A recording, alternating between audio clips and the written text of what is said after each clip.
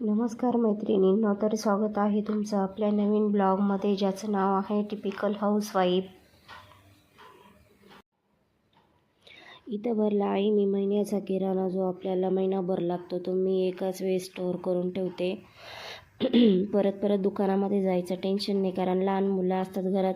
सारखं तर काही दुकानामध्ये जाणं होत नाही. मग एकाच वेळेस भरलेला तो परवडतो. म्हणजे काही छोट्या मोठ्या अशा स्कीम असल्या, यावरती फ्री भेटते किंवा त्यावर 2 किलो वस्तू घेतली, 5 किलो वस्तू घेतली तर त्याच्यावर एखादं आपल्याला गिफ्ट वगैरे पण इझिली मिळून जातं त्याच्यामुळं हा एक फायदा असतो का महिन्याचा किराणा एकदाच स्टोअर करून ठेवा. साखर, शेंगदाणे, चहा पावडर, तेल वगैरे ह्या तर रोजच्या आपल्या लागणाऱ्या वस्तू आहे. साबण असेल किंवा आपल्या व्हील पावडर वगैरे असतील, या तर रेग्युलर लागतात. पण आता उन्हाळ्याचं सीझन चालू झालं आहे, पापडं बनवायचं काम चालू आहे. त्याच्यामुळं मी उडदाची डाळ 4 किलो मागवली होती, कारण 4 किलो ही मला लागणारच आहे.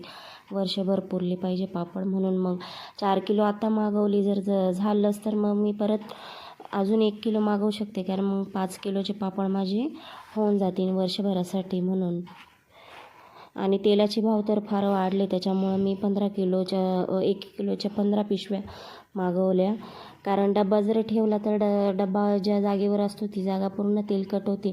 मग पाऊच मागवले ना, तर पाऊच इझिली डब्यामध्ये बरणीमध्ये सोडता पण येतात आणि डब्यामध्ये स्टोअर पण करून ठेवायला बरं पडतं. त्याच्यामुळं मग मी एवढे पाऊच मागवले तेलाचे.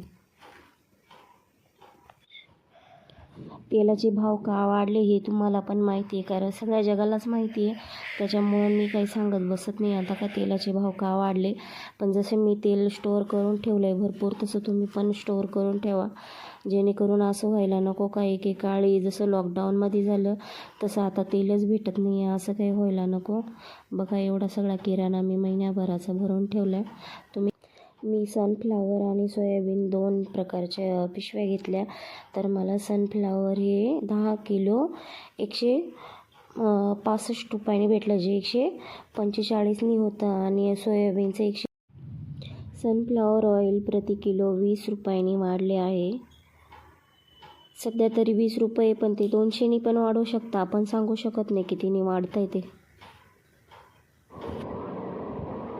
कोरोनाने जसं आपल्याला समज दिली की जीवनावश्यक वस्तू काय आहे किंवा जीवन जगण्यासाठी आपल्याला काय लागतं, आणि गावाशिवाय पर्याय नाही.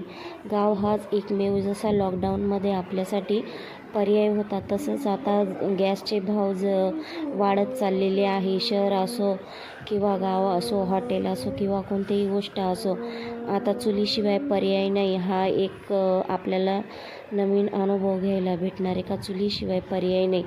एक वेळेस शहर बंद राहू शकतं, पण आपली चूल ही कधी बंद होऊ शकत नाही. हा तर गावाकडचा फरक आहे. आजचा व्हिडिओ कसा वाटला मला नक्की कमेंट करून सांगा. आणि माझे व्हिडिओ जर तुम्हाला आवडत असेल तर प्लीज सबस्क्राईब करायला विसरू नका. अशीच नवनवीन व्हिडिओ घेऊन येण्याचा मी नक्कीच तुम्हाला प्रयत्न करेन. सबस्क्राईब करायला मात्र विसरू नका. धन्यवाद.